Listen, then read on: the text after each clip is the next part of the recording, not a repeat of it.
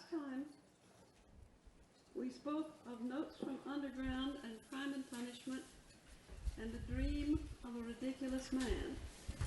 I wanted you to see in them the beginnings of Dostoevsky's fantastic realism, as he called it, his vision of how to depict the full spiritual reality of the human in an age that's dominated by fact. See, now, if you will think about it, you will see that an age dominated by fact doesn't leave any room for the depiction of the spiritual. And so he had to write what he called fantastic realism, which I'm calling grotesque, because everything has to be slightly changed and altered, as certainly it was in the Middle Ages. So the theologian would tell us that when grace enters the world and encounters the natural, that it tends to deform the natural to some degree. It changes it.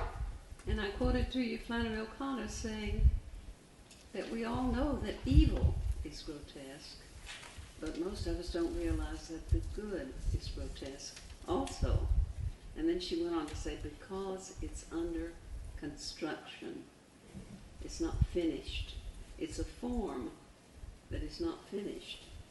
So I'll expect you to keep these works in your imagination and to be familiar with the ideas and images that are expressed in them, not to have read them, but to know something of their themes and the issues that they deal with. Well, they mark the beginning of Dostoevsky's mature work, his vision that assumes greater and greater importance as we proceed further into an age of materialism that seems all-enveloping. So we spoke of the literalism that has marked the progress of the novel, its seeming demand for facts, for empirical data.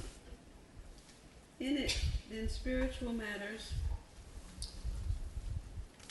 were first reduced to ethics and morality, and then conveniently forgotten, as they've been in our day, except for a few writers who, following the path of Homer and Dante and Shakespeare, knew that the full dimension of the soul had to be represented in any fiction that did justice to the human situation. So if we're going to depict life as you feel it and as I feel it, you know, I don't know whether you have any time ever to hold still in these days that are rushing past us so rapidly, but if you do, you're aware of a dimension of reality that is not just factual. You know, there is something present, and of course the scientists now are extending their empiricism to the mind, and they're telling us that all of that is caused by, you know, very factual and empirical data, that our deepest feelings and our sense of there being something beyond the physical is just produced by neurons and things that can be analyzed and isolated. And so all of that has had an effect in these 3 centuries of modernism, of modernity, has had an effect on writers. And so the writers who have attempted to break out of that, then, have written mostly odd and strange things. And Dostoevsky's great works of genius, you know, are, as we've been saying, grotesque. And in our time, you see, we try to satisfy this desire for other worlds by science fiction or other works, but we simply transfer our empiricism to a starship, or to Middle-earth, or to Narnia, even. You see, the whole human register is not given to us in those works of fantasy, and we simply transfer an empiricism into a strange world, but we don't attempt to depict the odd shapes and movements of the spirit. And this is what I think Gogol was doing, and this is what Dostoevsky is doing. So we have to think about the fact that whenever we have the spirit entering the world of nature, that it's going to distort it. You know, I think about Midsummer Night's Dream and Bottom in an ass's head. See, Bottom has put on a donkey's head and is lifted up into the arms of the fairy queen. And when he comes back, you know, he says, "Eye hath not heard, and ear hath not seen." You know, he gets all mixed up with the senses. But he thinks he's been in the seventh heaven. And so Shakespeare's depicting something, you know, really beyond the natural in the experience of Bottom.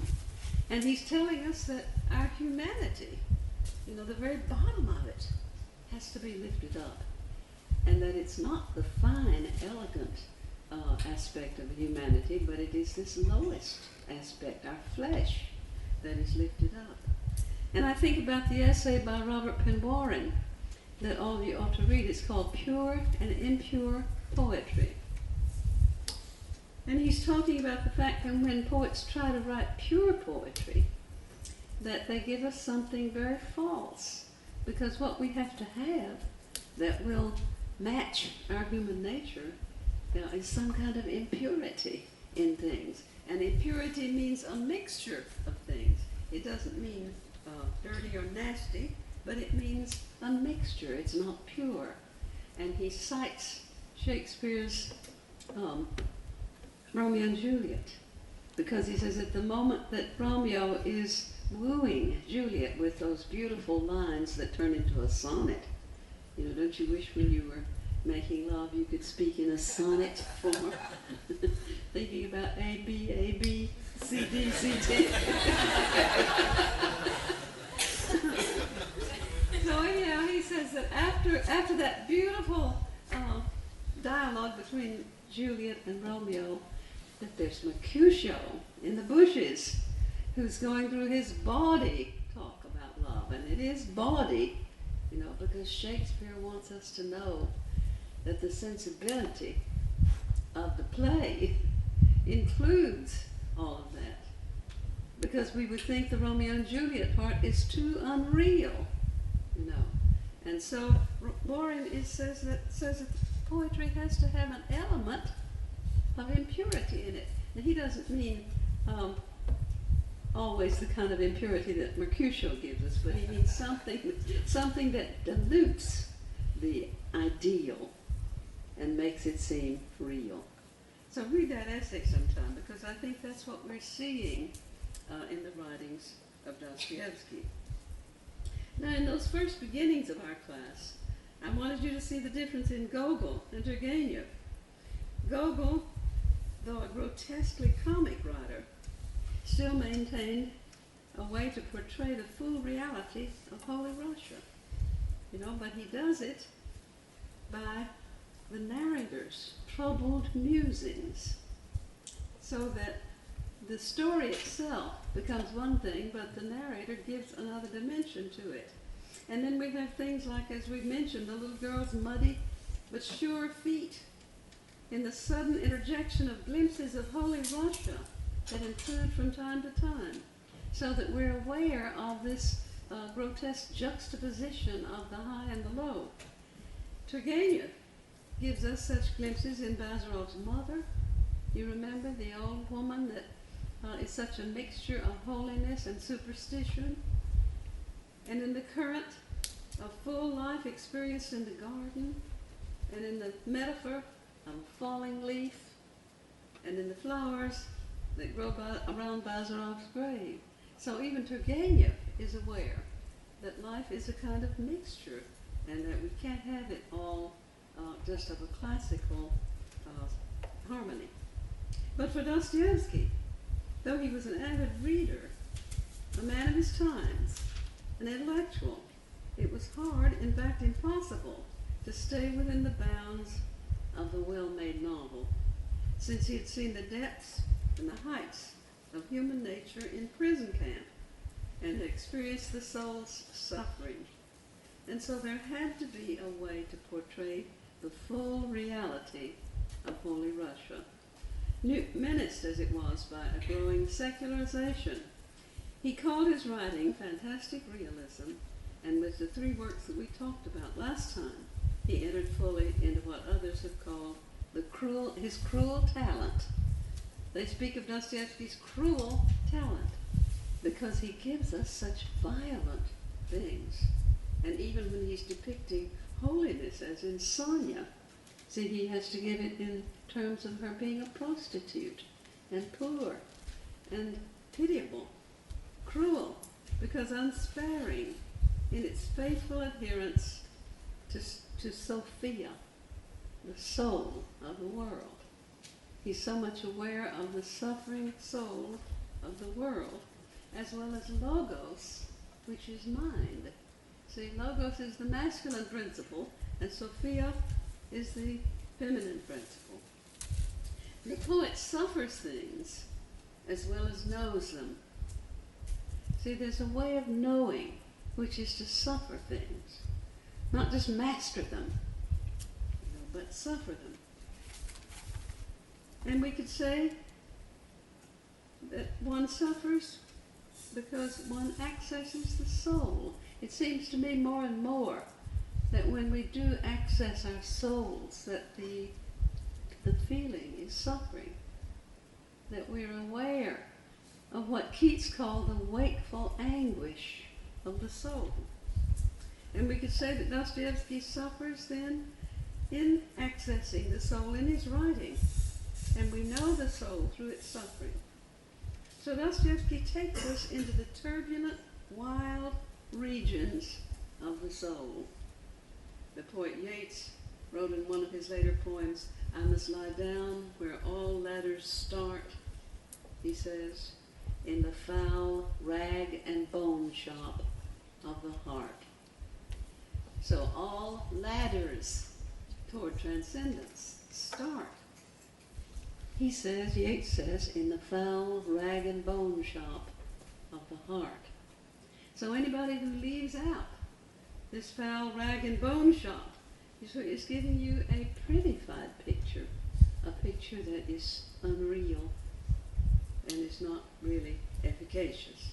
So Dostoevsky found in Notes from Underground and in Crime and Punishment, and now in The Idiot, where he is still finding out, because he wrote this novel, I think, to find out the starting place of all his ladders. Now, I pointed out that in Crime and Punishment, he's found his way of portraying the full reality of human consciousness by means of the grotesque, the polyphonic, the oneric, O-N-E-R-I-C, and that means the dreams, and the iconic.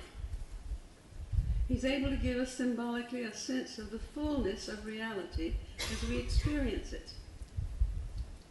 And in addition to those qualities that I mentioned, we have to remember that there's a tendency to allegory in Dostoevsky, as maybe there is in all real comic writers, because Dostoevsky is a writer of comedy. Now, some of you may be surprised that I say that, and you may disagree with me, because most people have thought of him as a tragic writer, because the materials that he deals with are tragic. He deals with human suffering. He deals with terrible violence and distressful events. But the way in which he treats them is comic. And we'll talk about that more. But what that means is that it doesn't have the economical plot of tragedy. It doesn't have the few characters of tragedy. The whole pattern of it is comic rather than tragic. And I think this has accounted for people's misreading Dostoevsky, because they judge his structure by the tragic plot, which is economical, and the comic plot, is talkative, long drawn out, polyphonic. But his novel The Idiot is the next step after studying The Rebel. And that's how I'm translating the word raskol, R-A-S-K-O-L, which literally means schismatic, someone who has broken away. But with Raskolnikov in Crime and Punishment, I think it means more the rebel. It marks a step, the idiot does, into the enigmatic. If there is any major work that is still up for grabs, that is, whose interpretation is still open, it's The Idiot. The conviction is still prevalent that Dostoevsky intended in this novel a Christ figure, though he never said such a thing.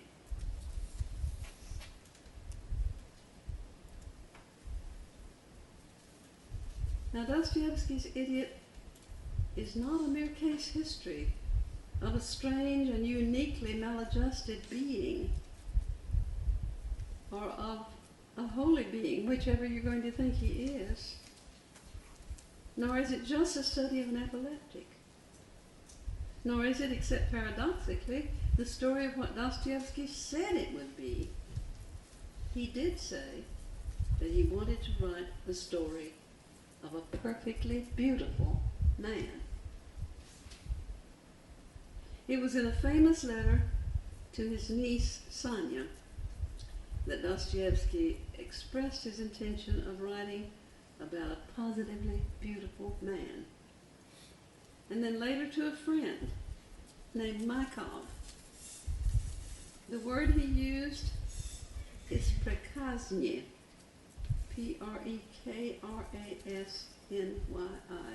which means beautiful, fine, good. So you see, we could say that he said, before he ever wrote it, before he ever started on it, that he was wanting to write the story of a perfectly good, perfectly beautiful, perfectly fine man. But this is before he's written the novel. And so this brings up our whole understanding of how a work of art is produced. We have to examine this motive carefully, and our only clue to it lies in the novel itself, which he rewrote so many times out of apparent dissatisfaction. We have evidence that Dostoevsky put aside 2 other novels that he'd worked on for a long time because he didn't consider them well enough done. So if he hadn't thought this was well enough done, see, a lot of people want to say, well, he wasn't really satisfied with this. He didn't really achieve what he wanted to. But if he hadn't thought it was well enough done, he was a fine enough artist that he would have put it aside. He wouldn't have gone on with having it published. Yet The Idiot, despite its many scenes of great power, remains for most of its readers difficult, obscure, and puzzling. Critics disagree concerning its fundamental meaning. Controversy centers on its title character, Prince Mishkin, who is, of course, not really an idiot, but who's called by that appellation many times with varying degrees of exasperation and endearment. You know, sometimes people say, Prince, you're a veritable idiot, and they mean it lovingly. He's naive and childlike. He's subject to epilepsy and absent-mindedness. And he has apparently been an autistic child since he didn't speak until he was virtually grown. And he's come to himself under the care of a doctor in Switzerland, has learned about his native Russia only through books, and is in this novel back in Russia, in St. Petersburg, that city of modern ills. in 19th century Russian fiction. Now, most scholars view Mishkin as a kind of Christ figure, or at least as a saintly person who would bring to his people in the city a compassion and an innocent-heartedness which they can't practice, no matter how much they are drawn to the figure of Mishkin. But perhaps we ought to look a little more at the process of writing the novel that he went through as a kind of clue to its meaning. He went through agony in writing it. If you'll turn to the notebooks of the idiot, which have been published, you will see a mishmash, of notations and strange phrases. He started over any number of times. He added characters. He changed his plot. So when we say he rewrote the idiot, we don't mean he just edited it. We mean he started over. He didn't have some of the characters in it when he first started. So he was working out something that he called the gift of the poet. He says there are two parts to the artist, to the novelist. The first is the poet. And the poet gets an idea or an insight. And then it remains for the artist to work it out. So he never doubted the poetry. He never doubted the insight. But he couldn't quite, for a long time, work out the structure, the characters, everything that made up the art of the novel. And so I won't go through all his struggles. We have letters that show how much he rewrote the whole thing and how agonized he was, and his epilepsy grew worse. But finally, he finished it, and he said if he had had a little more time, he thinks he could have done it better, but he said, I don't doubt the idea. See? So he still thinks that that heart, the vision of the work is true, but that perhaps he could have done it a little better. So all of that is enigmatic for us and makes us have to think about it and ask ourselves, what is he doing? And in the jumble of his notebooks, we're reminded of what critics back in the 1950s and 60s called the intentional fallacy. That we really can't judge a work by the intention of the artist because we can't ever know his real intention. He could write to his cousin, he could write to a friend and tell him that he was going to do a certain thing, but look at your own letters. When you say you intend to do something, first of all, that's to that person that you say that. And it's one particular mood. And then you may change your mind as you work on it, as you work on something. And so we can't take what anyone has said he's going to do. If you say you're going to write an epic and it turns out you write just a jumble of things, is that an epic? See, obviously not. And so we have to go by the work itself. We can't help asking ourselves whether Dostoevsky modified that first purpose, whether indeed he didn't explore the meaning of the phrase beautiful man and discern in it something that he hadn't quite anticipated.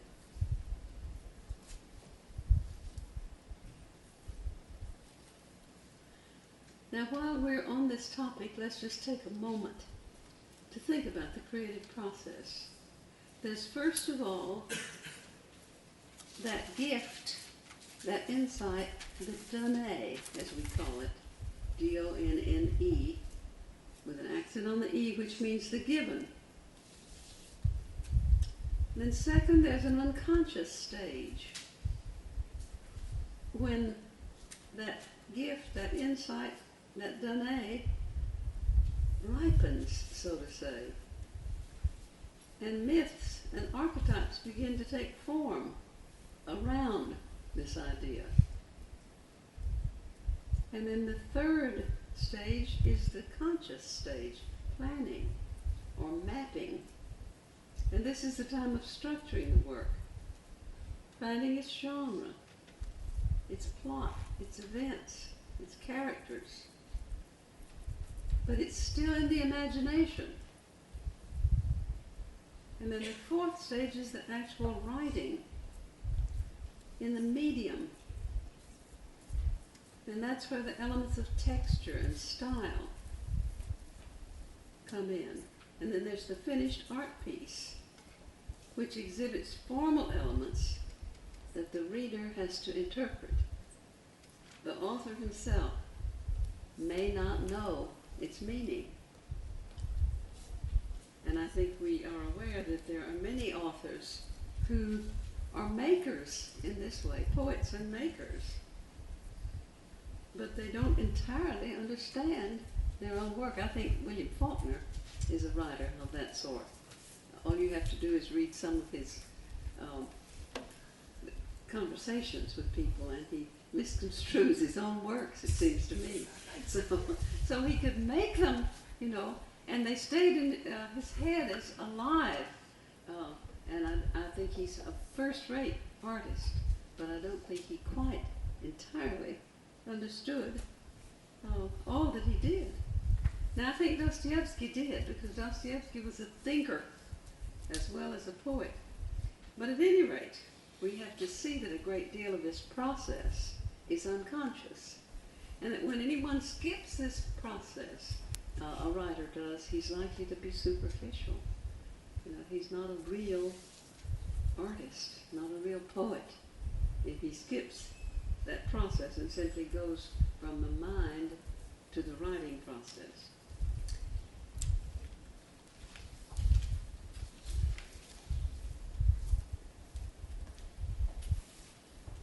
All right, what we learn then from looking at this struggle that Dostoevsky had with the idiot is something about literature itself.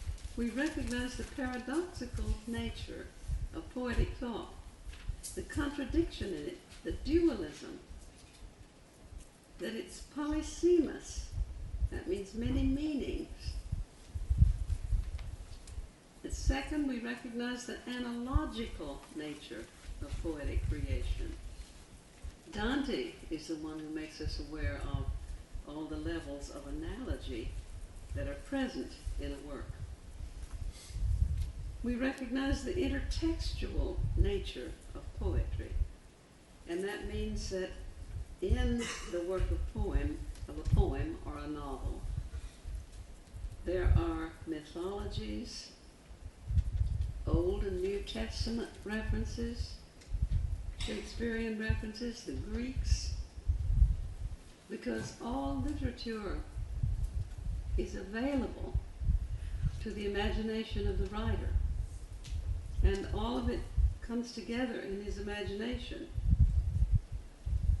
So we recognize then that it is not easy to interpret a work of literature, but that is our task.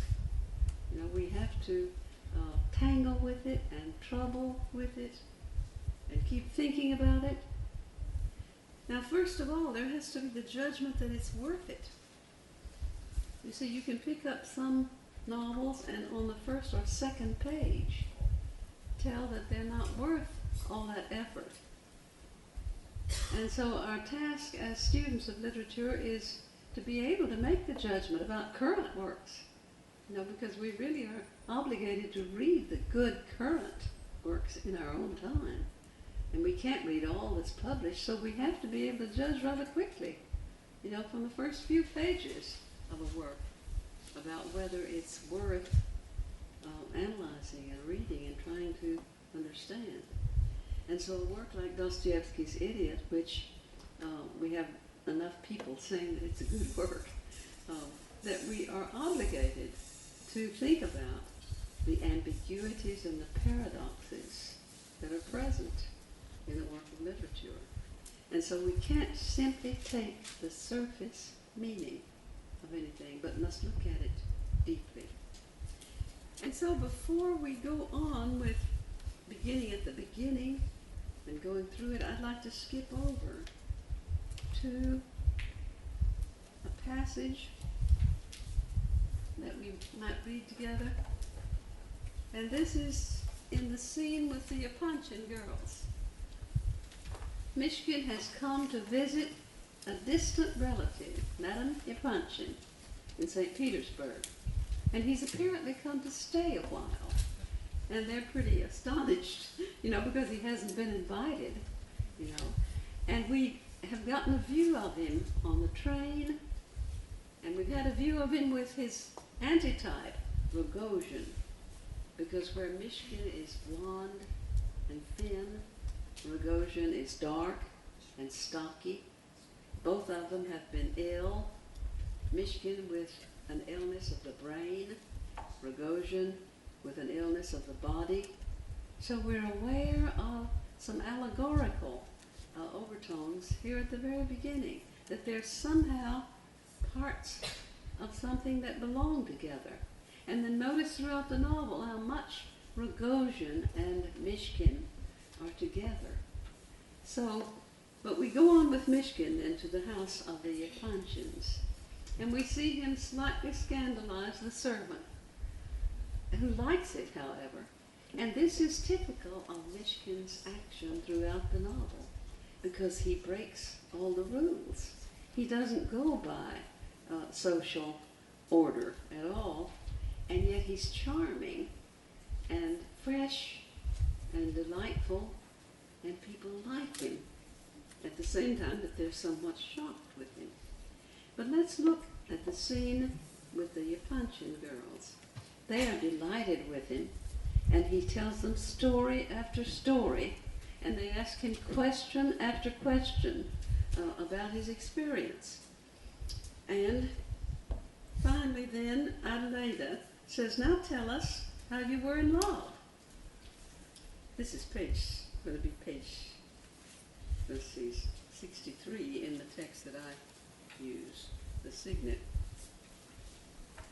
And after some banter, Mishkin declares, I haven't been in love. I've been happy in a different way. And they say, how? In what?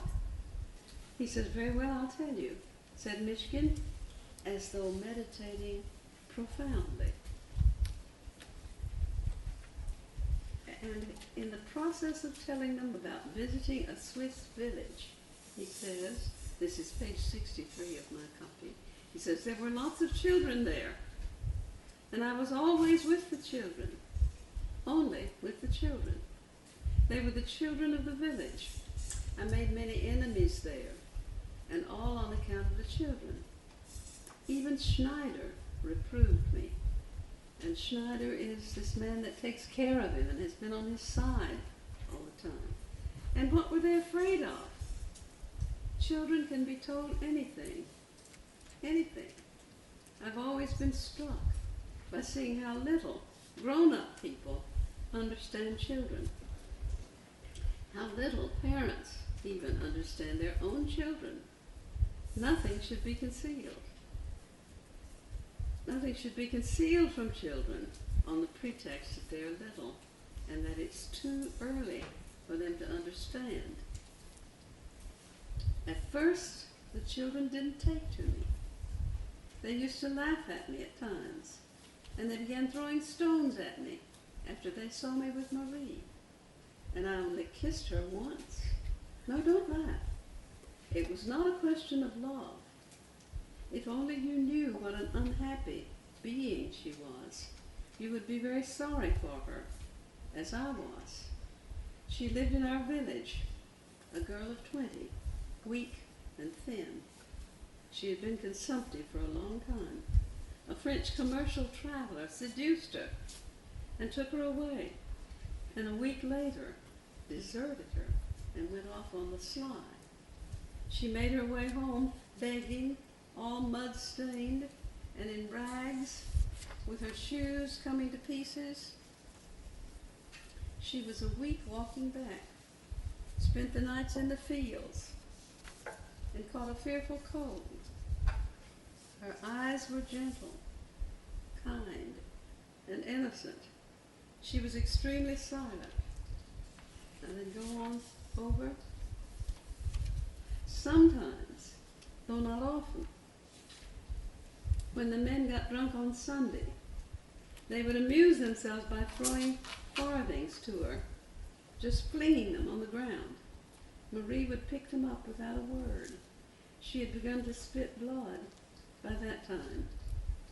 At last her clothes were in absolute tatters, so that she was ashamed to show herself in the village. She'd gone barefoot since she came back. Then the children, particularly, the whole troop of them, there were about 40 school children, began jeering and even throwing dirt at her. She asked the cowherd to let her look after the cows, but he drove her away. Then she began going off on the whole day with the flock, on her own accord, without permission. As she was of great use to the cowherd, and he noticed it, he no longer drove her away, and sometimes even gave her bread and cheese, what was left from his dinner.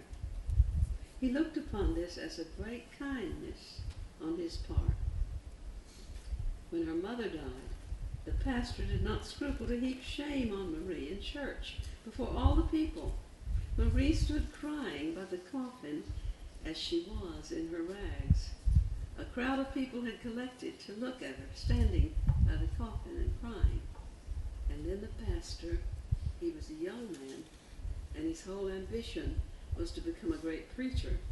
He pointed to Marie, and addressing them all, he said, "Here you see the cause of this worthy woman's death."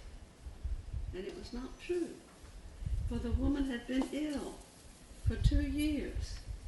Here she stands before you, and dares not look at you, for she's been marked out by the finger of God. Here she is, barefoot and ragged, a warning to all who lose their virtue. Who is she? Her daughter. And so on, in the same style. And would you believe it? This infamy pleased almost everyone. But then things took a different turn. The children took a line of their own, for by then they were all on my side and had begun to love Marie. Now this was how it happened. I wanted to do something for Marie. She was badly in want of money, but I never had a farthing at that time. I had a little diamond pin, and I sold it to a peddler who went from village to village, buying and selling old clothes. He gave me 8 francs, and it was certainly worth 40. I was a long time trying to meet Marie alone. At last we met by a hedge outside the village on a bypath to the mountain behind a tree. Then I gave her the 8 francs and told her to take care of it, because I should have no more. Then I kissed her and said that she mustn't think I had any evil intent, and that I kissed her not because I was in love with her, but because I was very sorry for her, and that I had never from the beginning thought of her as guilty, but only as unhappy. I wanted very much to comfort her at once, and to persuade her that she shouldn't consider herself below everyone. But I think she didn't understand. I saw that at once, though she scarcely spoke all the time, and stood before me, abashed. Now remember, Mishkin is telling the story, and he's interpreting Marie as he tells the story. When I had finished, she kissed my hand, and I at once took her hand and would have kissed it, but she pulled it away. It was then the children saw us, the whole lot of them. I heard afterwards that they'd been keeping watch on me for some time. They began whistling, clapping their hands and laughing, and Marie ran away. I tried to speak to them, but they began throwing stones at me. The same day everyone knew it, the whole village. The whole brunt of it fell on Marie again. They began to dislike her more than ever. I even heard that they wanted to have her punished by the authorities, but thank goodness that didn't come off. But the children gave her no peace. They teased her more than ever and threw dirt at her. They chased her. She ran away from them. She with her weak lungs, panting and gasping for breath. They ran after her, shouting and reviling her. Once I positively had a fight with them. Then I began talking to them. I talked to them every day as much as I could. They sometimes stopped and listened, though they still abused me. I told them how unhappy Marie was. Soon they left off abusing her and walked away in silence. Little by little, we began walking together. I concealed nothing from them. I told them the whole story. They listened with great interest and soon began to be sorry for Marie. Some of them greeted her in a friendly way when they met. It's the custom there, when you meet people, whether you know them or not, to bow and wish them good morning. I can fancy how astonished Marie was. One day 2 little girls got some things to eat and gave them to her. They came and told me of it. They told me that Marie cried and that now they loved her very much. Soon all of them began to love her, and at the same time they began to love me too. They took to coming to see me often and always asked me to tell them stories. I think I must have told them well, for they were very fond of listening to me. And afterwards I read and studied simply to have things to tell them. And for the remaining 3 years, I used to tell them stories. Later on, when everybody blamed me, and even Schneider, for talking to them like grown-up people and concealing nothing from them, I said that it was a shame to deceive them, that they understood everything anyway, however much things were concealed from them, and that they learned it perhaps in a bad way, but not so from me. One need only remember one's own childhood. They did not agree. I kissed Marie a fortnight before her mother died. By the time the pastor delivered the harangue, the children had all come over to my side. I at once told them of the pastor's action and explained it to them. They were all angry with him, and some of them were so angry they threw stones and broke his windows. I stopped them, for that was wrong. But everyone in the village heard of it at once, and they began to accuse me of corrupting the children. The children were forbidden to see Marie, but Marie was happy. And the children all ran up to greet her constantly, calling out to her, "Je vous aime, Marie." And Marie was almost beside herself with such unlooked-for happiness.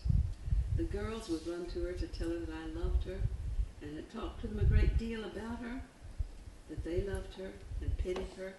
I think they got immense enjoyment out of my love for Marie, and that's the only point on which I deceived them.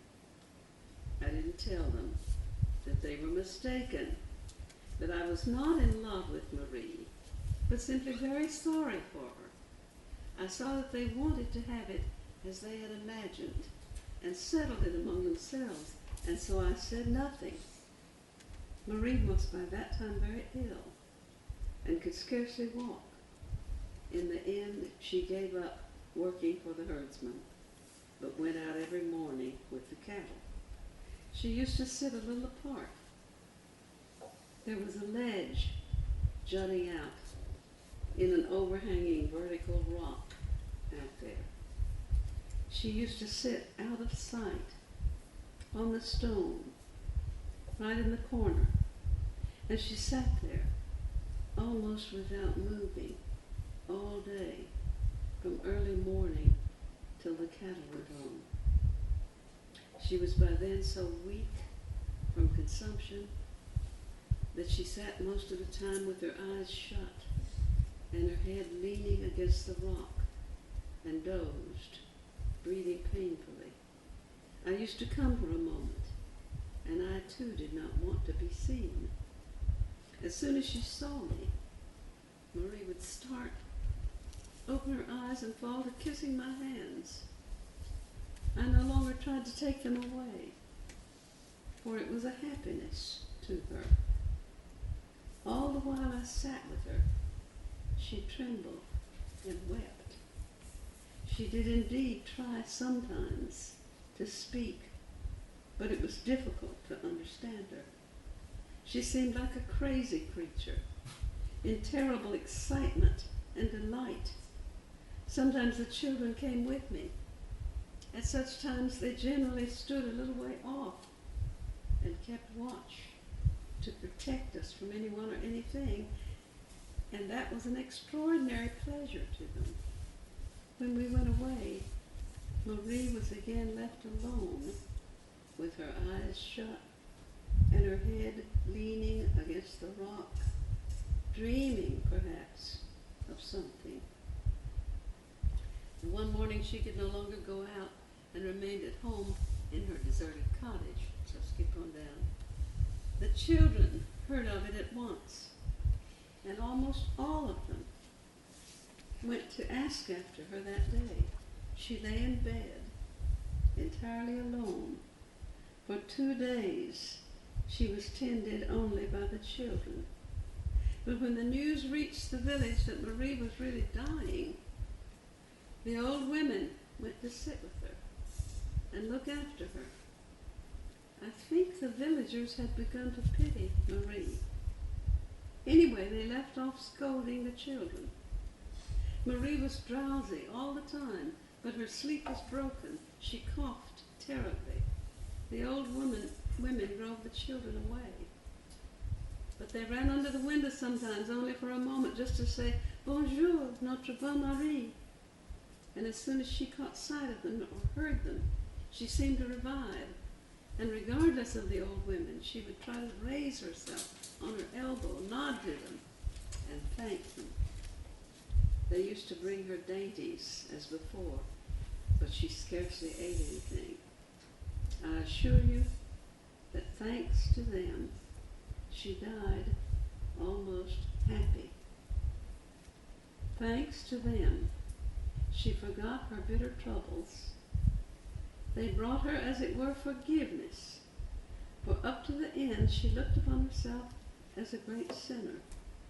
They were like birds, beating their wings against the window and calling to her every morning, "Nous t'aimons, Marie." She died very soon. I had expected her to last much longer. All right. Sorry to read such a long passage, but I wanted you to see the subtlety of that. Because now Mishkin is interpreting, as he goes, he's interpreting Marie's feelings, he's interpreting everything. And so what do we notice as we hear that story? Anybody? Mm-hmm. Michigan has real insight to the soul. Hmm? Michigan has real insight to the Why do human. you say Michigan has real insight into the soul? Does anybody hear anything else? What do some of the rest of you think? Mm-hmm. Well, in this passage, and not only this one, a lot of other ones, I was struck by the fact that he's very slow to come to judgment. In the sense, he doesn't pass judgment.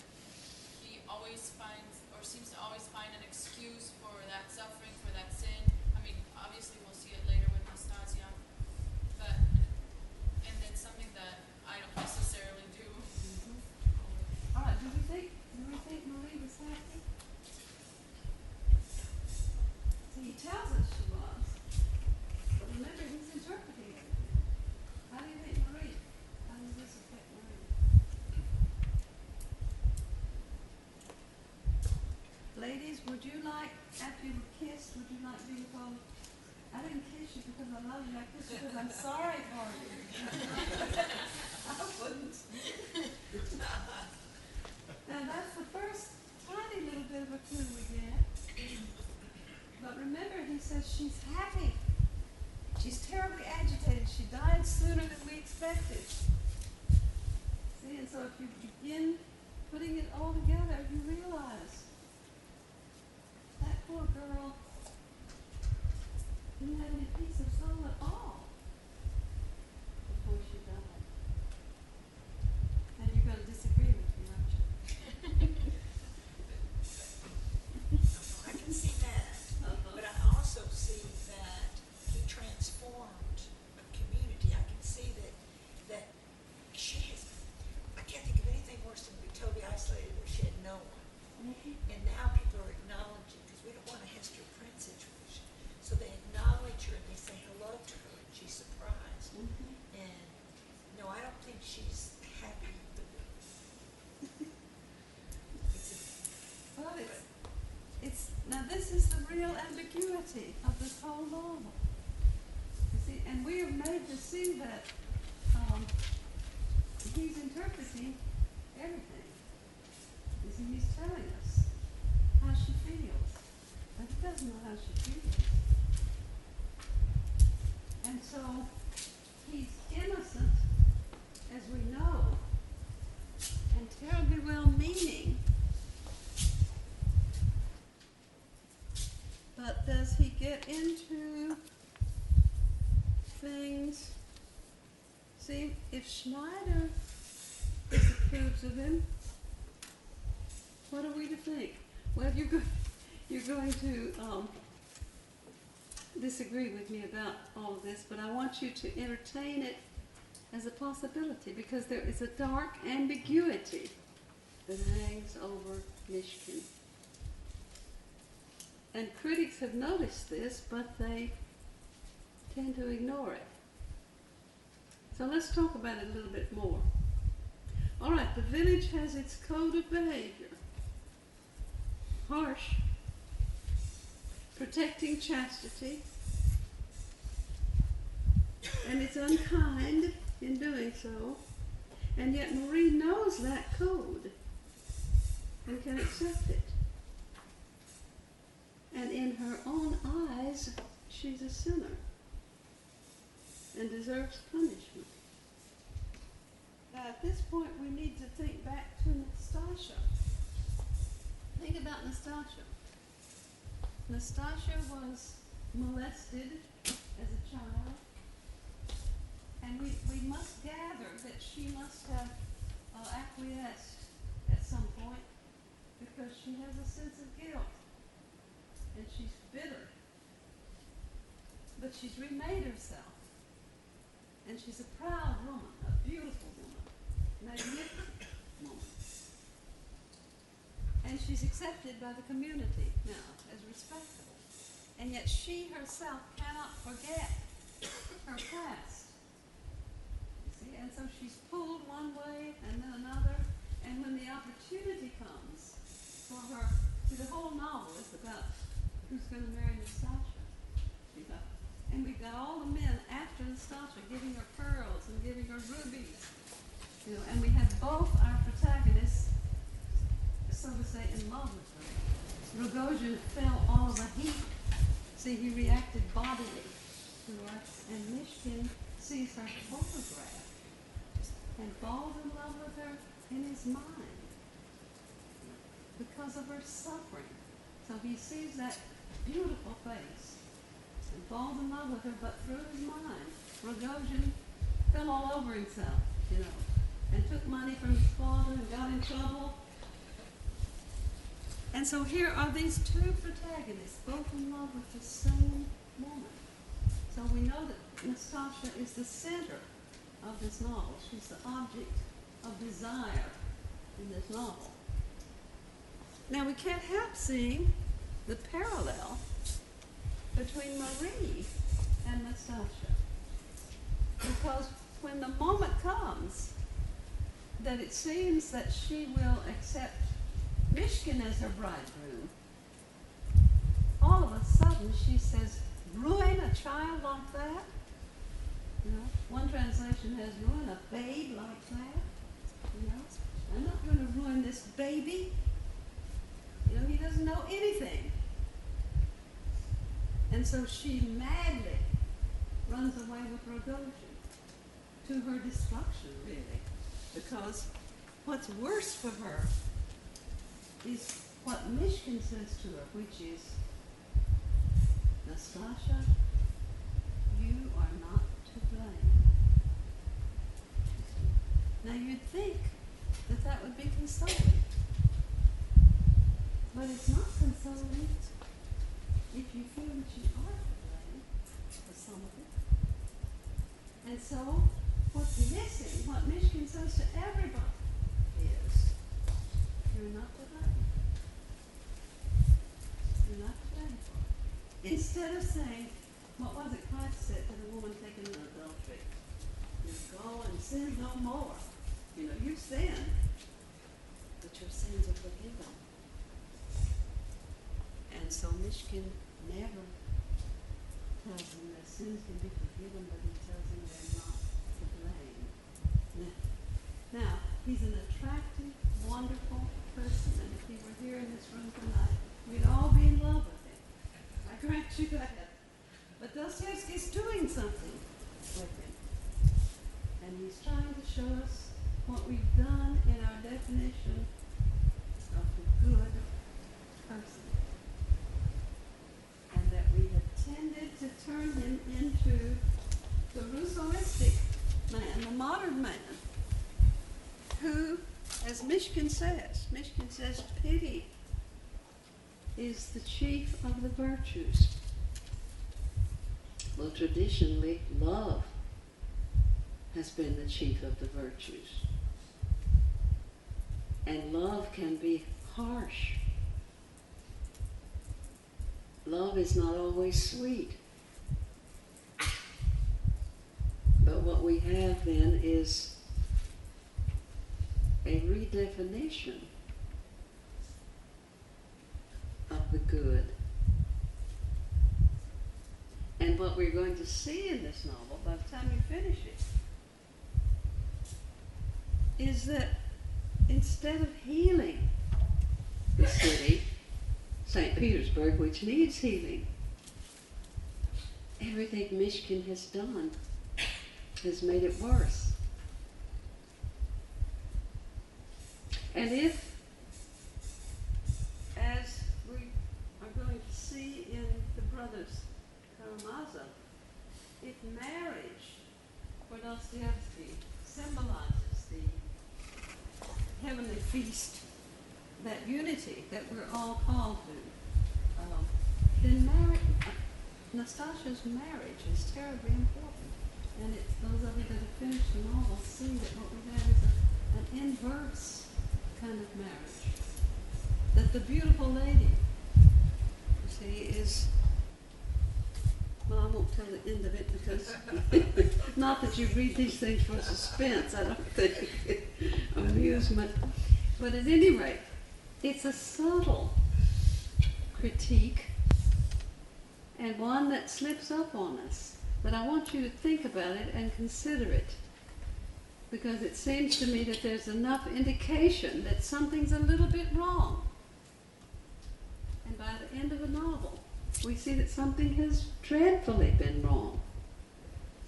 So when you move on to that scene where the young rebels come and are making such a stir, and that's a carnivalistic scene, you know, and Madame Yepanchin keeps saying, this is a madhouse, you know, because they break all of the rules of any kind of politeness and courtesy. And Mishkin permits it. You see, he's permissive. And yet, apparently then we find out that he's done a great deal of research, kind of on the sly, and that's surprising to us too. So, he's not all that he seems to be. So who is he? Where did he come from? What does it mean that he has no memory? He has no memory of his childhood. what does it mean that when he came to in Switzerland, it was from the bray of a donkey? It seems to me he's some kind of spirit that is brought into our region by something as tangible as the bray of an ass. And one is reminded of a Russian work by Lermontov. We never have any chalk. I've got this. But Lermontov, Lermontov, called The Angel, which is about an angel that dropped from the sky and tried to fix things up for people and make kind of a mess of it. So what I'm getting at is that Dostoevsky is attempting to say that the angelic imagination, this perfectly good person, is not efficacious, is not what we need.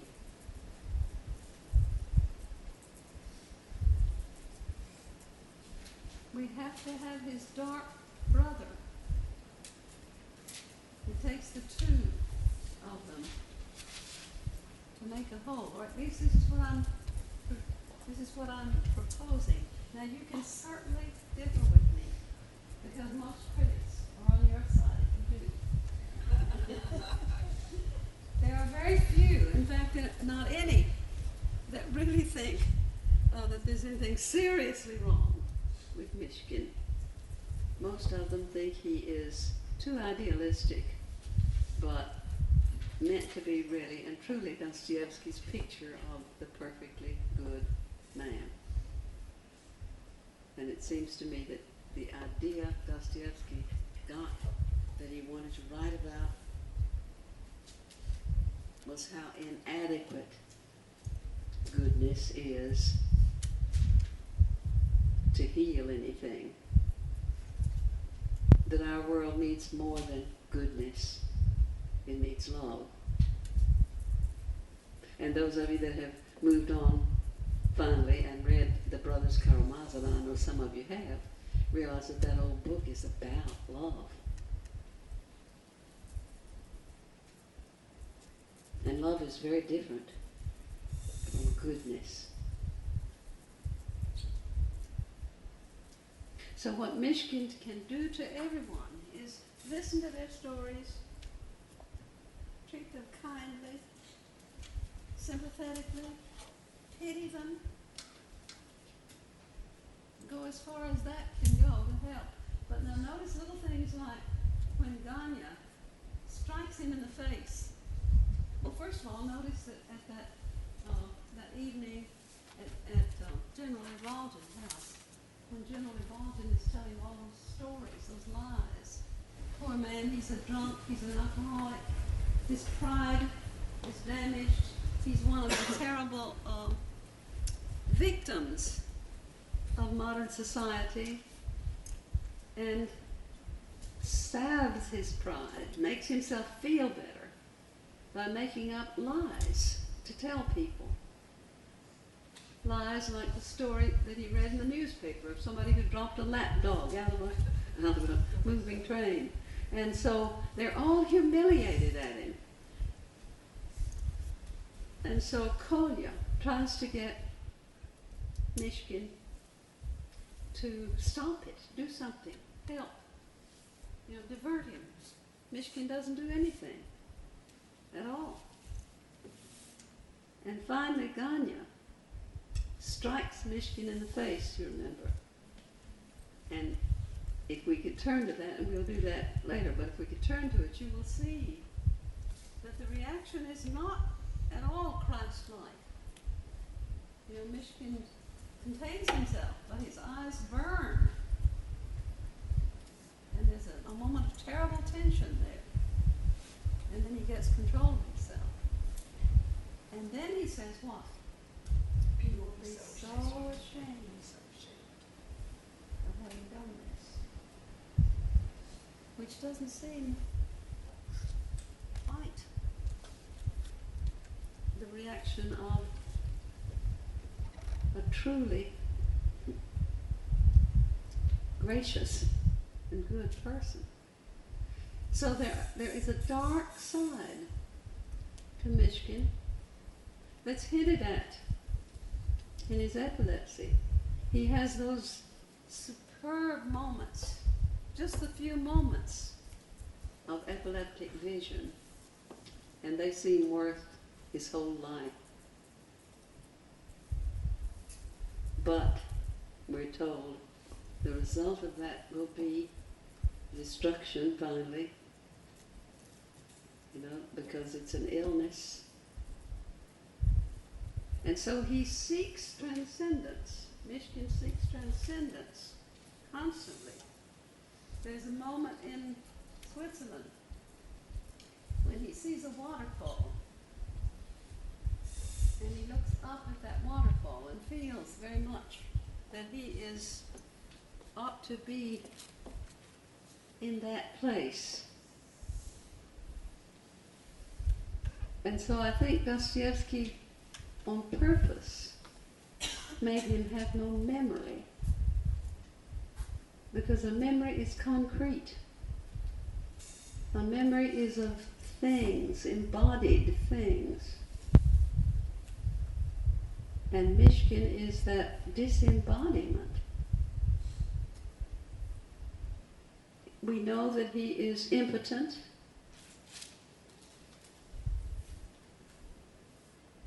And so we're giving little clues to him all along. I want you to entertain this and think about it, because there are enough disconcerting commentaries in the novel that I think we have to see that he's not a Christ figure. Now what we could say, let's see if we've got, well, let's give you a break and let you think about this, and then when you come back maybe you'll have something to say about it. Okay. Dostoevsky writes about Mishkin, he is innocent. Now we've had a number of philosophers write about innocence in our time, and we realize that it's an ambiguous quality. It doesn't have the power of real goodness. In fact, it can be dangerous. And Dostoevsky writes also in his notebooks enigmas. Who is he? A terrible scoundrel or a mysterious ideal? And then he says he's a prince. And then he says he is with children. Now Nietzsche speaks of the saintly kind of idiot. An idiot simply means the private man, the non-political man. Nietzsche speaks of the saintly kind of idiot, which he describes as the modern God. He says that he is timid and modest. He counsels peace of soul, hate no more, forbearance, even love of friend and enemy. He moralizes constantly. He crawls into the cave of every private virtue. He becomes a god for every man. He becomes a private person, and that's the literal meaning of the Greek idiotes. And Dostoevsky says, but is not my fantastic idiot the very dailiest truth? Precisely such characters must exist in those strata of our society which have divorced themselves from the soil, which actually are becoming fantastic.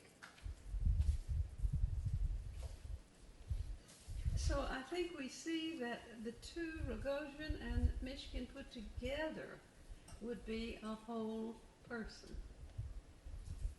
The passion of Rogozhin and the pity of Mishkin.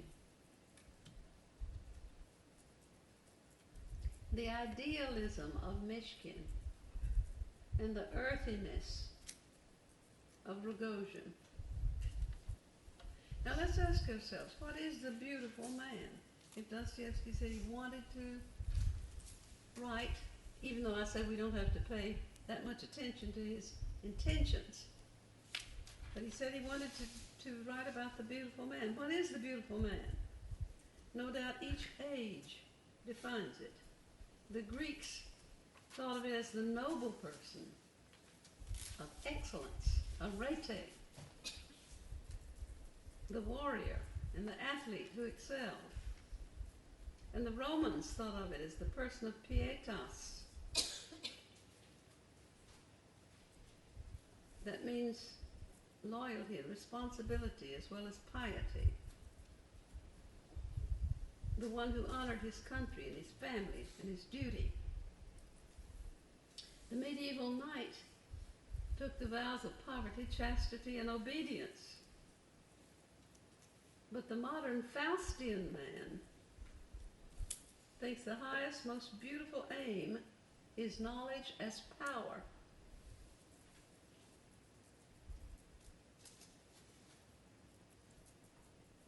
And so counter to that then is this reducing the gentle virtues to something that is impotent. See, it's important that Mishkin is impotent. What I'm implying is that when Dostoevsky made his statement, he was not necessarily referring to Christ. He might be attempting to explore the implications of our concept of a beautiful person. But at any rate, we see from the first page that he's introduced some sort of allegorical meaning into his novel. Two men come to St. Petersburg on a train. At the same time, both have been recently ill.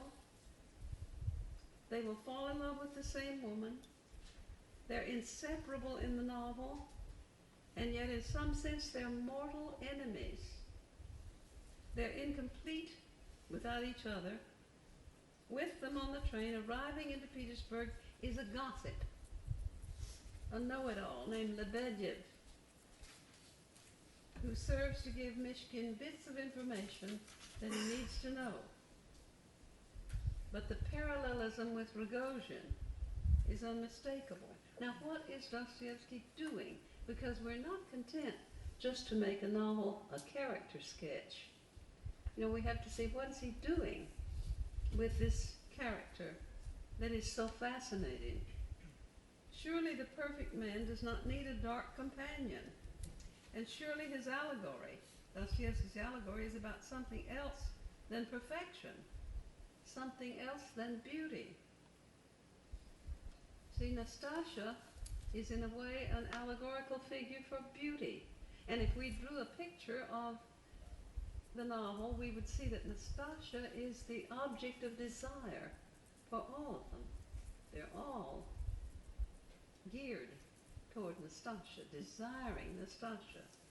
As I say, she is to this novel what Helen is to the Trojans and the Greeks. But what is it that Mishkin represents? Is it innocence? He's come to St. Petersburg to seek aid from distant relatives. He's a much removed cousin of Madame Yapanchin. And the daughters are fascinated with him. They love his storytelling. And then we begin to realize that Aglaya, the one that they want to make the best marriage because they think she's the most spirited of the sisters and the most beautiful and the most intelligent. And they want her to make the best marriage. And we realize that she has fallen in love with Mishkin. She's been waiting for a superior man to appear.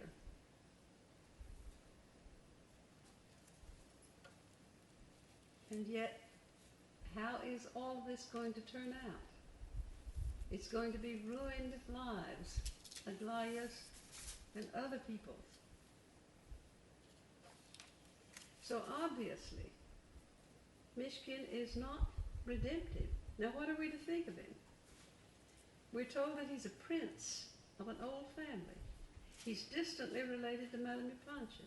We're told that he's an orphan. And we hear the phrase, there are no more Mishkins. We know that he's been reared outside Russia, that he's had some sort of illness of the brain, and that through the goodness of a man named Schneider, has been treated in a sanatorium in Switzerland and remembers nothing of his childhood. The young ladies find him utterly charming, and they beg him to tell more tales of his past life. And we are aware that he is a great tale teller. Now, if you would go back and look at the way he describes the feelings of the man about to be executed, see, we immediately jump to the conclusion this is Dostoevsky speaking. See, but Dostoevsky would not speak of his near execution in this way. This is an oversensitive person who cannot bear thinking of the nearness of death and of the cruelty that people would do to each other. So go back and reread what Mishkin says when he describes the horror of the near execution.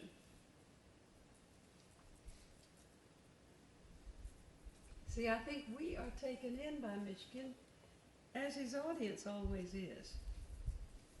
But Dostoevsky, the author, didn't respond to his near execution in that way, by sentimentalizing it. So everything that Mishkin does and says we have to examine.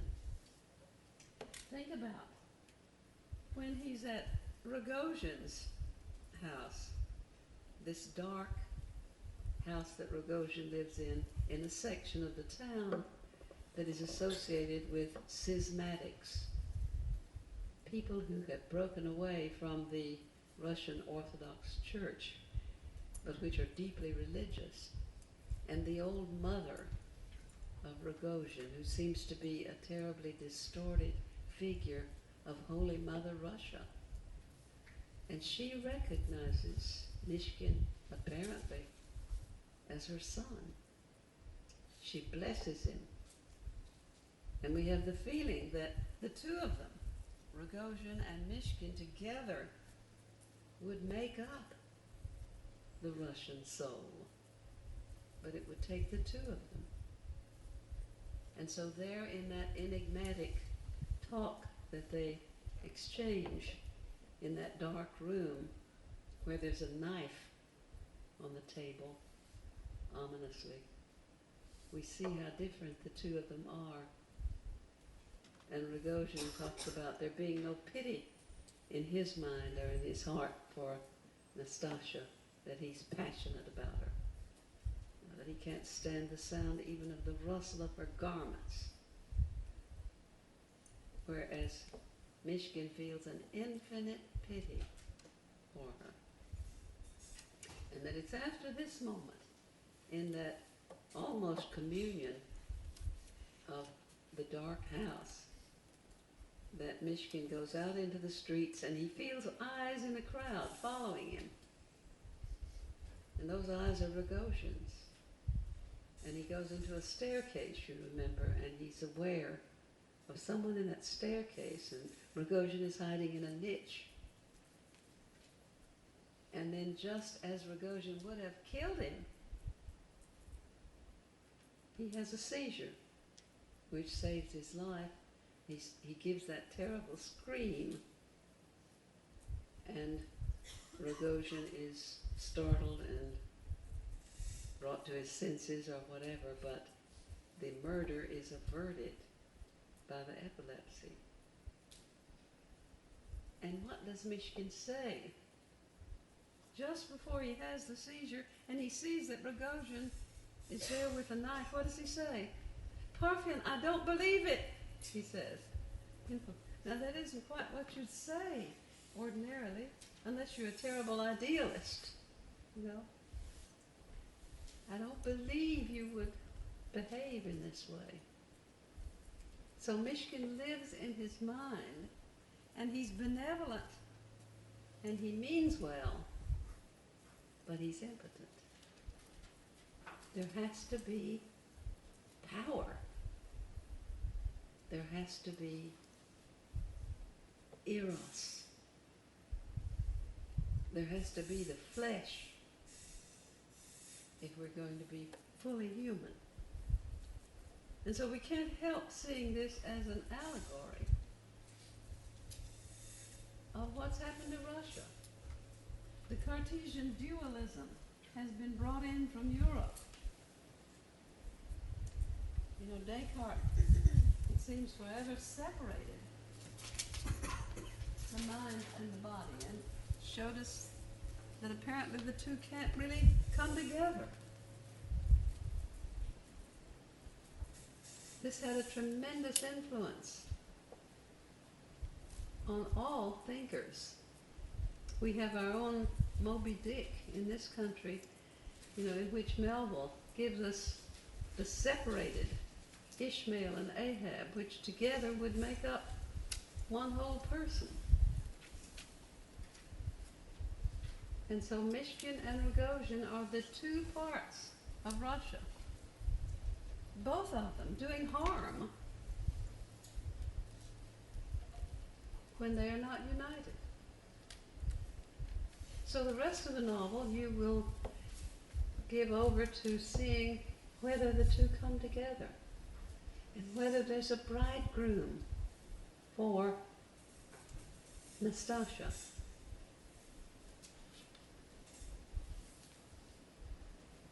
Now go back in your minds to the visit to Rogozhin's house, the dark house in which the old mother is kind of hidden away. And remember that in that house there's a picture of the Holbein painting of the dead Christ. I meant to bring a reproduction of it. It's a long painting, narrow, you know, with Christ in his coffin and the body showing the signs of death. And Mishkin looks at that picture and says, a man might lose his faith looking at that picture. Now what do you make of that? I was going to ask you that question because that surprised me that he would respond that way. What do you make of that? A man might lose his faith looking at that picture. Mm-hmm. It seems like the big problem that Dostoevsky is dealing with throughout the novel is how do we deal with pain? How do we deal with suffering? Yeah. And he's giving Michigan as one response to it. It's not a complete response. Yeah. At the same time, I don't think it's necessarily an awful response. It's limited, and to some extent we can't. The interesting thing about this book is Dostoevsky's novels are all so much about God. Every novel he wrote, except this one. And this novel doesn't very much mention God. Because we're in Mishkin's territory so much of the time. Mishkin doesn't really mention God. And when someone says, do you believe in God? Or Rogozhin asks him, do you believe in God?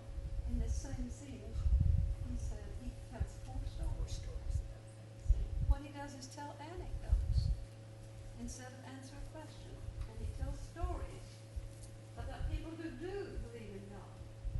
One of them is a mother that sees a baby smile for the first time. And the other one is a man, a criminal that cuts his friend's throat for his watch and prays at the same moment. As he cuts the throat, he says a prayer. And so Mishkin knows with his intellect that this man believes in God. But he doesn't answer the question about himself.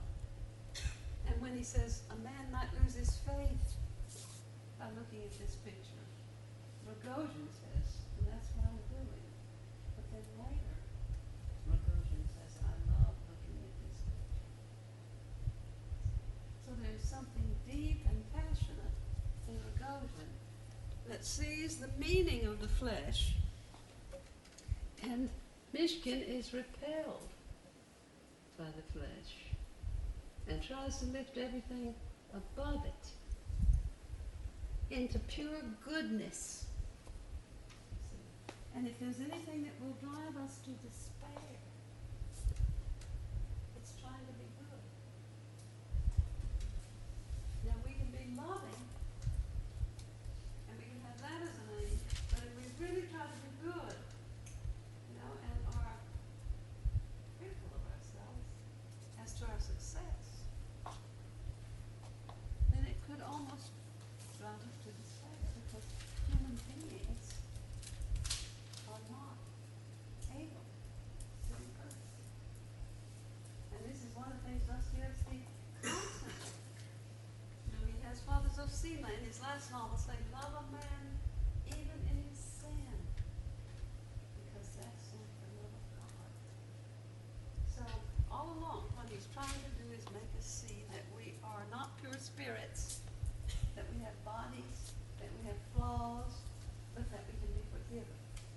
And what Mishkin never says to anybody is, yes, you sinned, you did wrong, but all of that can be forgiven. Instead, what he says is, you're not to blame. And if we're honest, we know we are. Just to put those two things together, isn't the denial of Mishkin, his denial of the realm of the body, in whatever sense, carries over into an inability to understand the incarnation, and that's why he hates that picture, because he can't understand it That's right. in his idealism and his Well, and it's such evidence, that picture is such evidence that Christ was true man, as illustrated by, and Mishkin is too. But that's why it would be, the Mishkin would be a very dangerous character, because he can't handle the incarnation. Well, he's the embodiment of what I've been talking to you about, the angelic imagination. Jacques Maritain and others have written about angelism, that with the rise of modernity, that there was a very grave attempt on the part of some thinkers, at any rate, to become purely spiritual and to drop our connection with the finite. Now, if you are puzzled by all this, let me recommend to you a book that was written back in the 70s, I think. It's called Christ and Apollo. And it's by William Bench. And he makes the difference between what he wants to call the Christian way and the idealistic way. I don't necessarily disagree with what you're saying, but doesn't Prince Mishkin love Nastasha in as much? Doesn't Prince Mishkin love Nastasha in as much as he really offers to marry her? So even though he doesn't acknowledge her sin, he's ready to act there. Don't you think? Well, have you finished the whole book? No. Like, there comes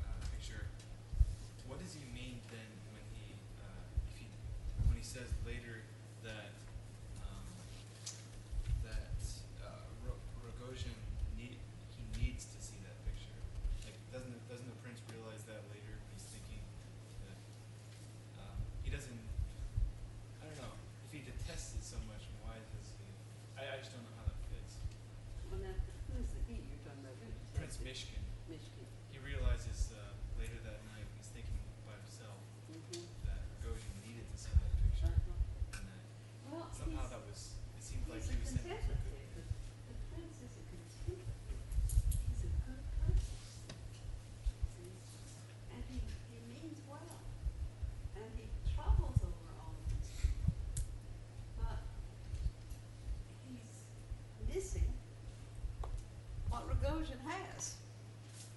And so what the action of the novel is going to see if the two can come together at all.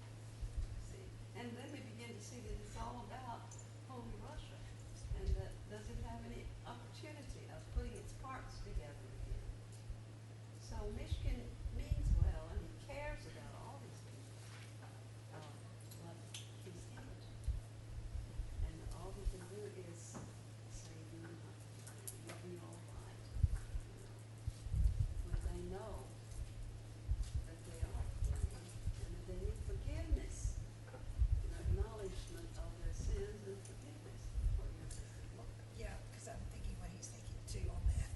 That exchange of crosses, the tin cross that he bought for 20 kopecks with a real silver cross. Yeah. And then they say adopted brothers, and at first Rogozin doesn't want to embrace him, and then he does. Yeah. And then he's going to follow him to kill him.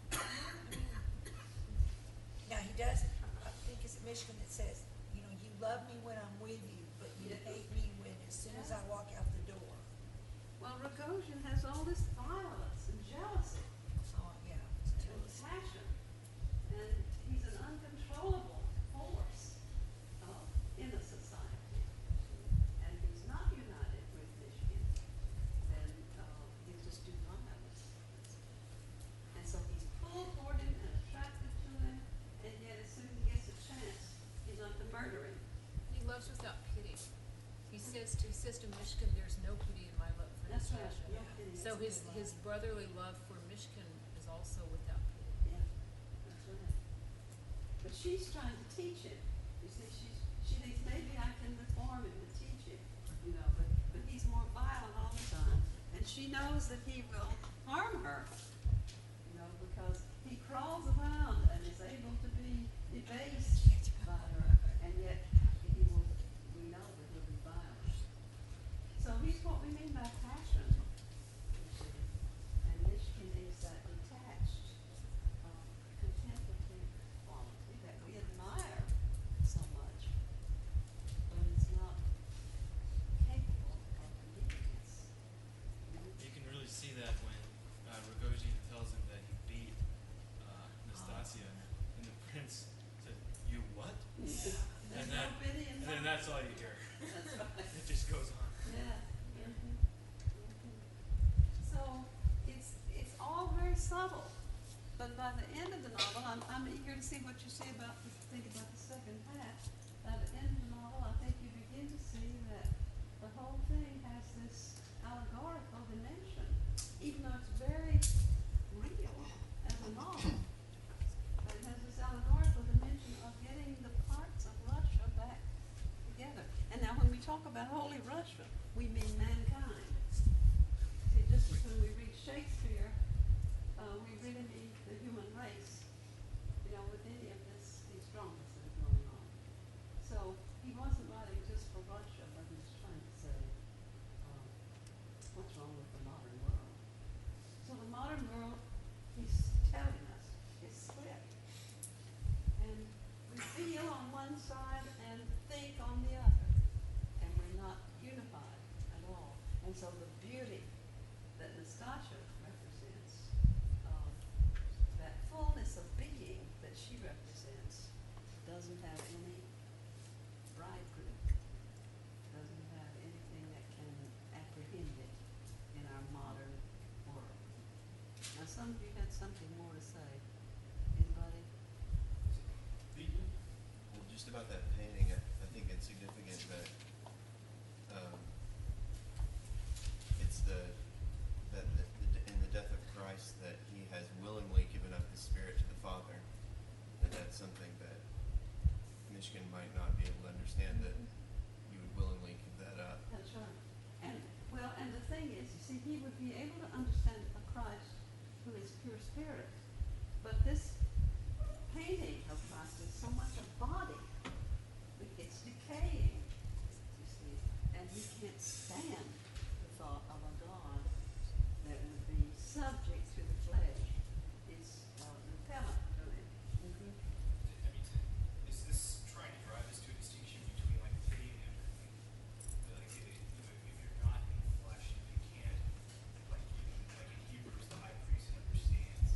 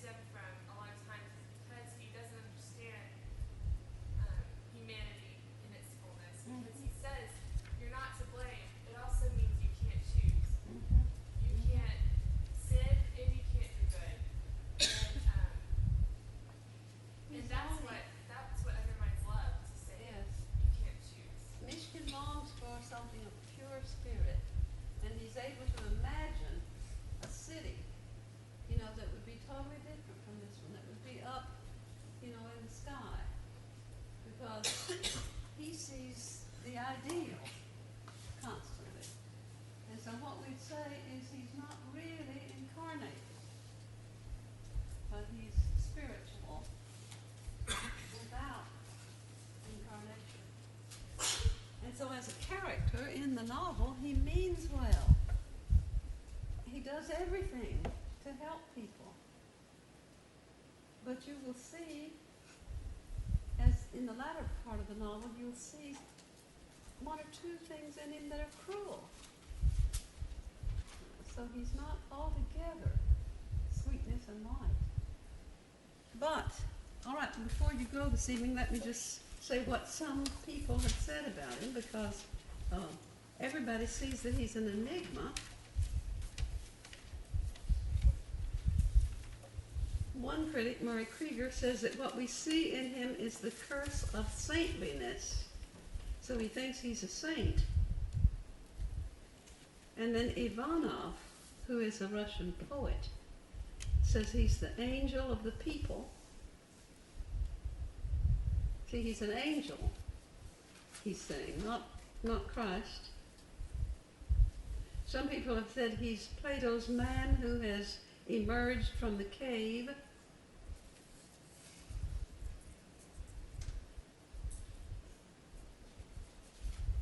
There's a very good book on him by Elizabeth Dalton, which explores his epilepsy as a symbol of that transcendence that he has.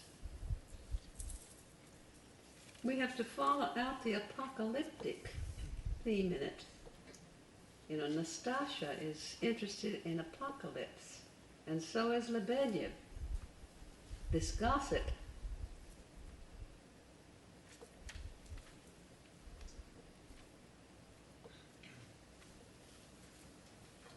Others have said he is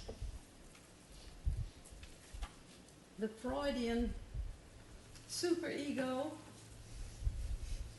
with Rogozhin the id and Ganya the ego. See, all three of those are bridegrooms for Nastasia. See, Ganya is a potential bridegroom.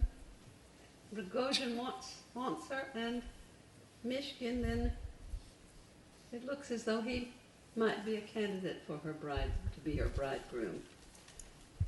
So they do fit into the pattern of the ego, the superego, and the id.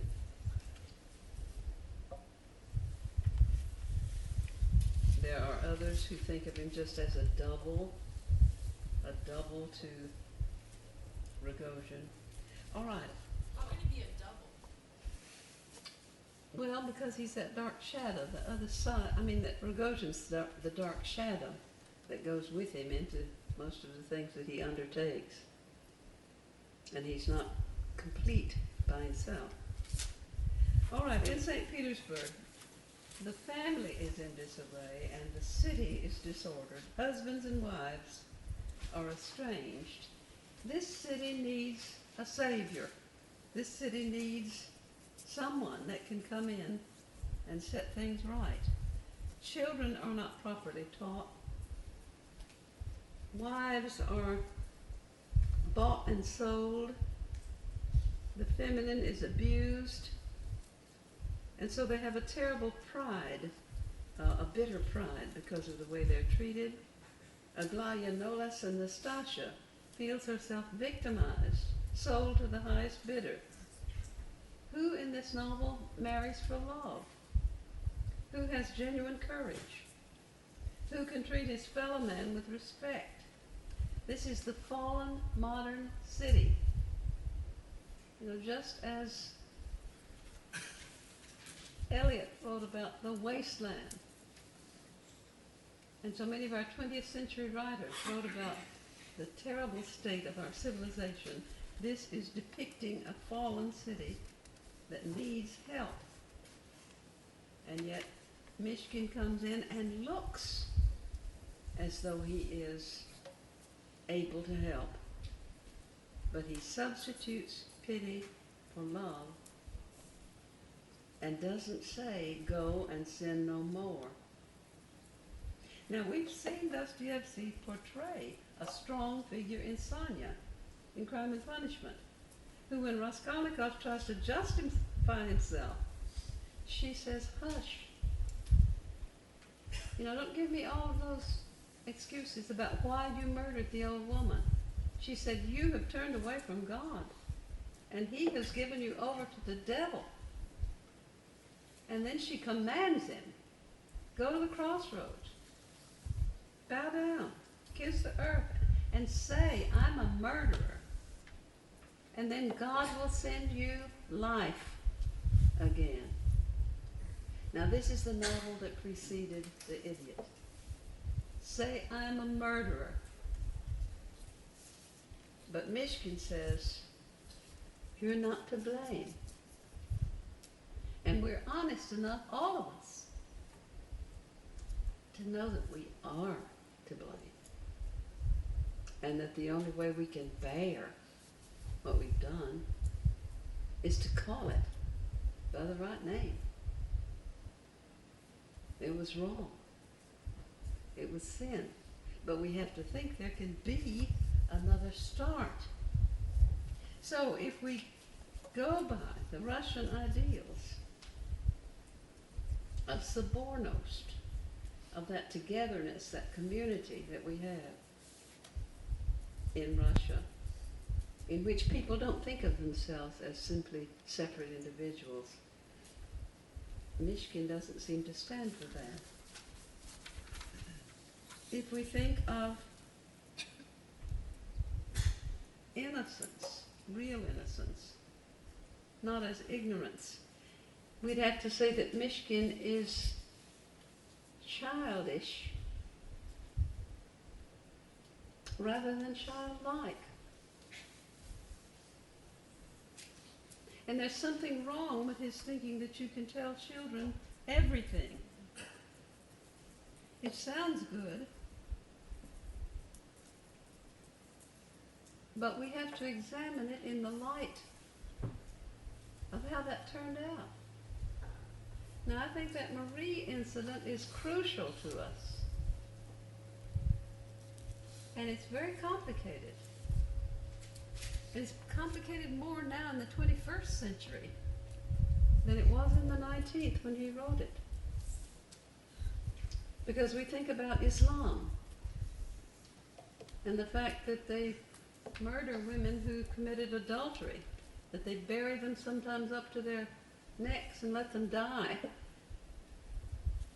if they're even accused of adultery. And so are we not supposed to intervene in that?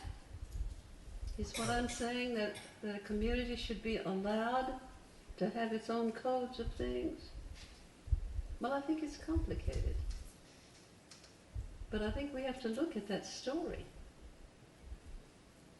and see that perhaps what he was trying to do, which was to give Marie peace of mind, didn't happen. That she may have been made more aware of her unworthiness, and that her agitation may have been quite the opposite. When he thought it was delight and joy, you know, if you'd read through that and see how much of that is interpretation, then at least we have to see that it's a complicated problem when an outsider comes into a community that understands each other. All right, you finish the rest of the novel, and I'll see you then next time. Thank you.